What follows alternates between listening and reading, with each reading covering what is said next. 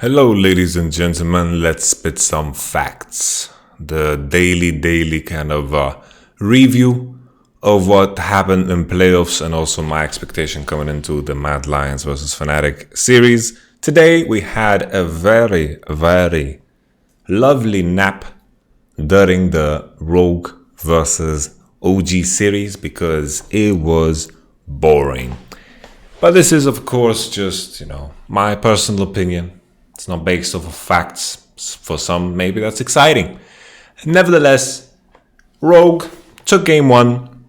It was very sloppy. I thought the draft was very iffy from OG. They had the Trundle blind pick, not seeing any jungler, was fine into the Ornn. They had Kassadin into Azir as well, which gave them very little options in the early game. Trundle was not on the map. Xerxes was honestly just a shell of his future self, because in the rest of the games he was fantastic. He was the person that took it home together with Alphari in the rest of the games. Game one was, a decent game from Rogue. They got some ganks into the bottom side. They snowballed, and Origen is not the type of team to try anything out of the ordinary to kind of shake things up. In that game, they had the Kassadin looking to scale to 16, but the enemy team was just scaling better than them because they did indeed have the Ornn, they had the Azir, and also the Senna Tahm Kench. Senna getting infinite stacks almost in this game because of the speed of the game, securing Rift Herald, securing Drake. Senna had so many souls, so Kassadin is not going to carry that game. It's just not going to happen. Game number two, Sett jungle, looked good. Good ganks into the top side, disrupting Renekton with the cannon pick. Also, we saw the Senna Zilean into Yuumi Ezreal. Was a fine adaptation, I think. Looking at this, against Ezreal Yuumi is super strong, because honestly I just think Senna and Zilean are just stronger at every point of the game. Of course there are some niche scenarios where Yuumi is better, but Zilean ult and Zilean in general scale so freaking good. The more AP he has, the easier it is for him to wave clear, and he can definitely play the role of pushing mid and then roaming across the map. Provides so much utility, especially if you have a great Zilean player. I think we saw the difference between a good Zilean player and a kind of a player that hasn't played that much Zilean. I think Destiny definitely showed that he hasn't played too much Zilean. It was kind of wonky and awkward, but it was alright. I think it was worth to lock it in regardless. The better Zilean player is clearly Hylissang. Something that Origen kind of showcased, and I just think, just to really highlight the point why Senna and Zilean are better than Ezreal Yuumi is just early lane phase. I think Zilean, Senna should win. Yuumi very weak early on. You can play the poke game, you can play the range game, you can play the pushing game. When Zilean gets the push, it's very easy for him to plant bombs, because Ezreal, it's kind of awkward for Ezreal to look to use E to dodge bombs, because burning that mana is going to be bad for you. Usually you don't want to use it to just stay away from poke. You need to use it to maybe get away from a Senna W, but otherwise, of course, you can't, because if the Senna W lands, you get a double bomb down of Zilean. Of course, the summoners of this lane, Senna and Zilean, they don't have anything too aggressive, so the one-shot potential isn't really there. Heal is going to get full value and so forth. So in general, it's just a strong lane. Zilean scales like an absolute monster, because the key reason why he doesn't get picked that often is because Zilean lane phase is not the strongest in both mid lane and bottom. But picking Senna against Yuumi and Zilean, it's a very nice way, clean way of getting out of that lane phase, and I think Zilean in some key scenarios can be a very strong champion, especially if he gets past that hurdle of him one-shotting the wave with double bomb and he gets to scale. He also needs, of course, damage sources, which he had. He had the Cassio, he had the cannon, and also, of course, the Sett jungle. The Sett jungle build was kind of weird because he went Warmog's armor, and honestly, when you see a tank Sett, just ignore him. Just ignore him, because any type of damage he's going to do is going to come from his W, and the W only stacks if you hit him. So definitely Sett is something, when Sett is full tank, is something that you can look to ignore. Obviously, it does some sense of damage, maybe with red buff, red smite. You can't completely ignore him, eventually have to deal with him. But I think still his base numbers aren't as high as some other tanks. His CC isn't that great as other tanks, so he definitely fits in a niche role. But the key thing about Sett is, with Predator, he has decent clear speed. We saw how much faster he was than the Sejuani. And then he took away the Gromp, found the gank on top side, and his early game looks quite decent. So Sett jungle looked interesting. but I prefer it still on top and support. But it was a neat adaptation from OG. The rest of the series was pretty straightforward. Like game number 4, Irelia lock-in, it was just reeked of desperation. Like this didn't even work against Schalke. It didn't work against SK either. They played 2 Irelia games in the regular season and they went to shit, honestly. LeBlanc was the best lock-in to do because you're going to be good into both. You're going to be fine into Ornn, you're going to be fine into Irelia. And, you know, it was just a pathetic game 4, honestly, from Rogue. Let's keep it simple, you know. Rogue now out of playoffs. I think, you know, they had an okay season. I think Mad Lions definitely stole the spotlight. I feel like Mad Lions had the run that Rogue wanted to have. And I wouldn't be surprised if we saw some changes come into Rogue, because I feel like in terms of the level of gameplay and understanding that this team has and the level it operates on, it feels like they are in a place where OG is, but OG have better individual players.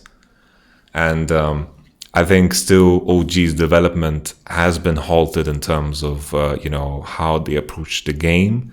And I think this is not a place where you want to be as Rogue, because they have players that, you know, aren't of similar caliber of course, a team like Origin. So for me, you know, the key differences between Mad Lions and these two teams is that Mad Lions are trying to, you know, they're always trying to grasp more. Basically, the way they approach the early game, they are trying to always squeeze limits, and that's why we saw inconsistencies from some of their players throughout the regular split. We saw Shadow inconsistencies, we saw Kazi getting a bit too many deaths, and we also saw Humanoid inconsistencies. But throughout that, it seems like they've learned. They've learned their limits, and they've harnessed higher levels of limits in comparison to OG and also Rogue. And this has heavily benefited them. I think their decision-making in the mid to late game is also very strong, because I feel like the sense of positioning for Shadow and Kaiser is superb in terms of understanding how these roles can impact a team fight. Usually you have rookies in these positions not understanding how they need to maneuver themselves in the enemy jungle, how they're supposed to build vision, how they're supposed to, you know, impact key roles. Because the best supports and the best junglers understand how to screw with the key targets in a team fight.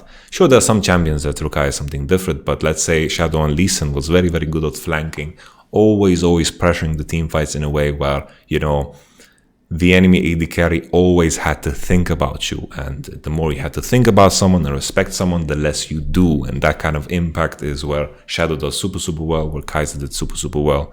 Humanoid, I think in this meta is also super good. He gets to play his comfort, Zoe, Azir, LeBlanc, and so forth.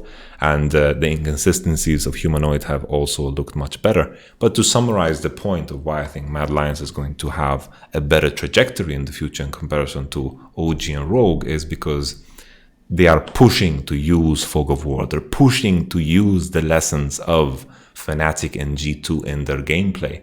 The key fear I have for Mad Lions is if the game shifts in any shape or form towards a top-heavy meta, like we saw at the World Championship, where the Shy and Rookie dominated back in 2018. Even in 2019, they made quite the splash. They were really forcing, you know, a solo lane-centric meta, even though their jungler put most of his effort into bottom side, because JackeyLove and Baolan had a tendency to run it down. Nevertheless, if the meta shifts and Oroma needs to be the key player of Mad Lions, this is where I become a bit more worried, because I think in weak side he seems to be not so, you know, exposed.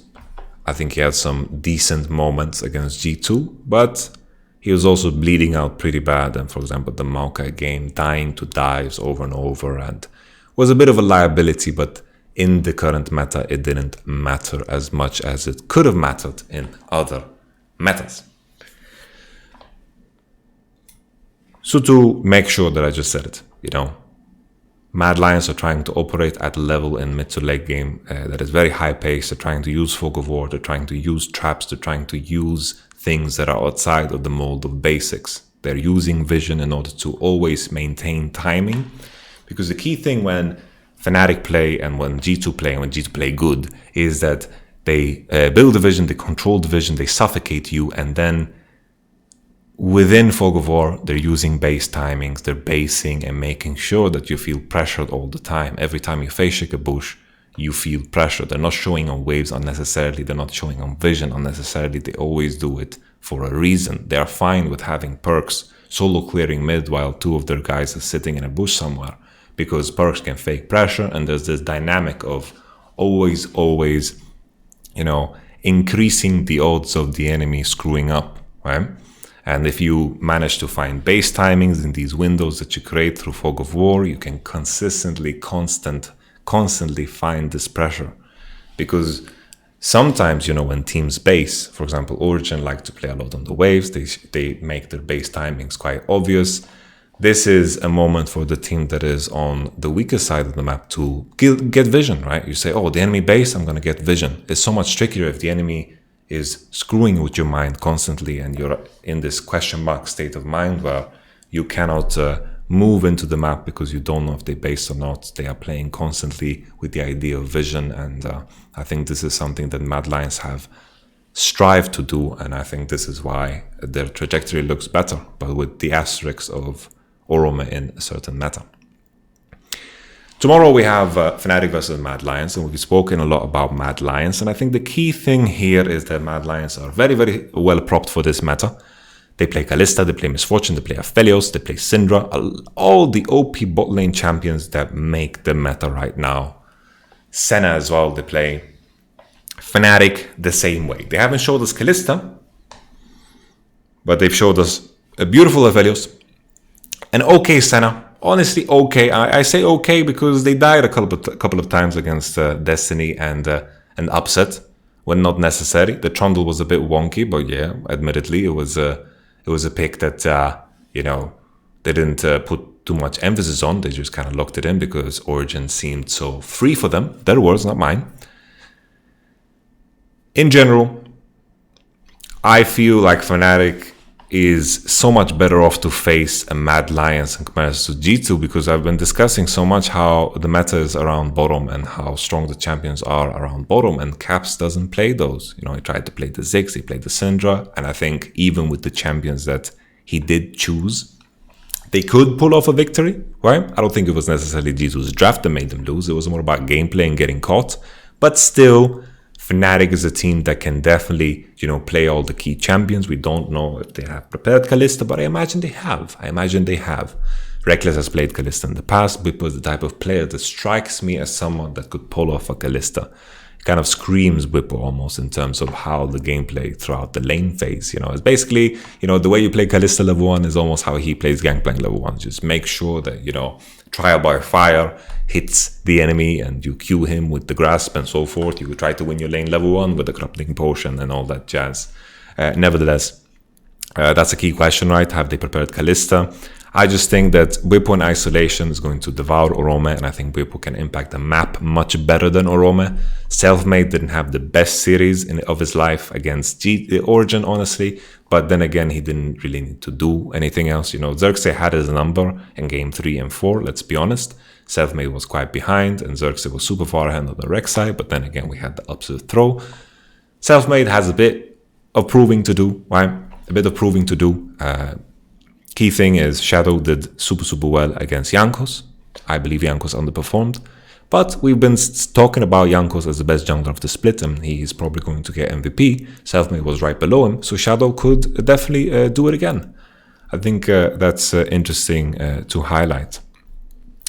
I think the key difference maker, though, is going to just be Bwipo difference over Orome. I think Bwipo has been so smart in terms of how he impacts the map, and I think that is what is going to be the biggest pain in the ass for Humanoid and also Mad Lions' bot lane.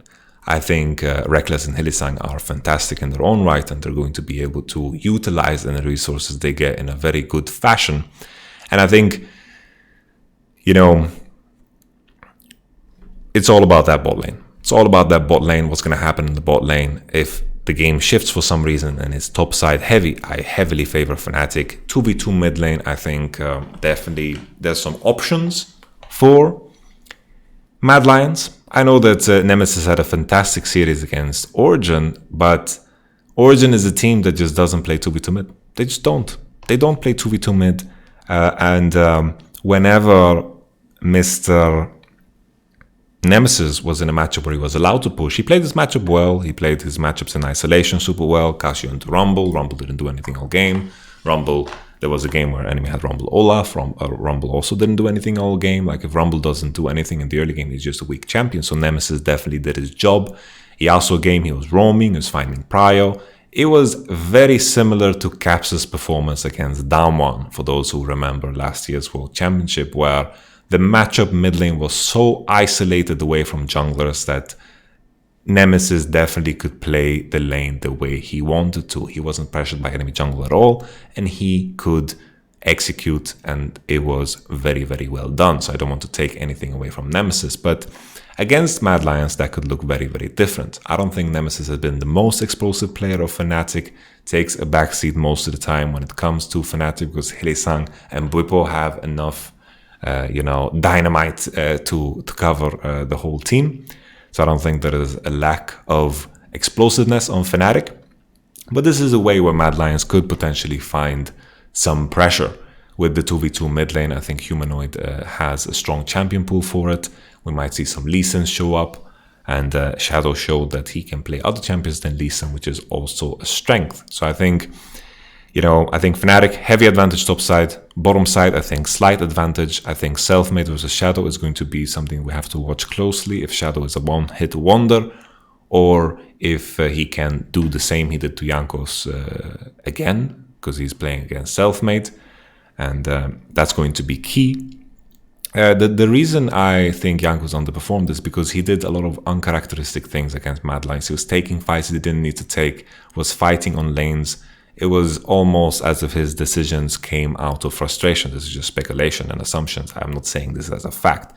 It just seemed from my naked eye, from my perspective, that this is how G2's gameplay was. They were just taking fights when they didn't need to take fights. They were making it easy for Mad Lions to snowball when they had a puzzle they needed to solve with these early game compositions that they were drafting. So I think it's going to be a lot trickier against Fnatic, because when Fnatic is on the back foot, I think they tend to play a lot smarter. They tend to look for key opportunities. Bwipo and Hylissang are always on the lookout. When Fnatic loses, that's why you see Hylissang on Bwipo on very, very bad score lines, is because they are all constantly on the lookout for the next big engage that is going to win them the game. That's why you have Fnatic with moments like where they catch Upset and they kill him. Maybe a different team wouldn't find that opportunity where Upset got caught and switch the game on its head completely, right? So I think Fnatic is very resilient when they are behind. I think when they snowball, they are super, super precise in their gameplay. And I don't think they're going to allow themselves to make as big crucial mistakes as G2. So to summarize, top side, Fnatic, big advantage. Mid, I think it can go either way. I think both players have very distinct play styles. Humanoid is very lane-centric, needs jungle attention, while Nemesis is more of the mage player. He likes to be in his matchups in isolation, looks to play his matchups and hopes to get as little interaction from others as possible. And then if he can play his matchup, he looks good. And then on bottom side, Hylissang and Rekkles, they didn't have the most impressive series against Origin, but they kept playing Senna, so they have a lot of power in their back pocket. But I have to give the edge to the Fnatic bot lane. The key question is, do they play Kalista?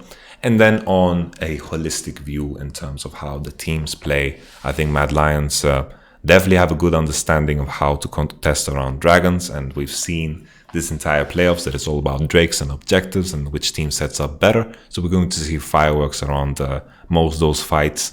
And it's very important that Mad Lions kick into a different gear, because facing Fnatic is a very different team from G2.